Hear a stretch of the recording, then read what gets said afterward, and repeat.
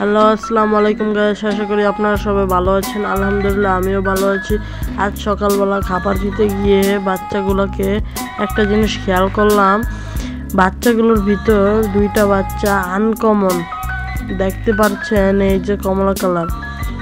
কিন্তু একটি দুঃখের খবর হলো, বাচ্চাগুলো দেওয়ার 1 ঘন্টা পরেই আমাদের মুন নাইটটা মারা যায় এবং তার জন্য আমার খুব আফসোস হয় এবং কষ্ট হয়েছে।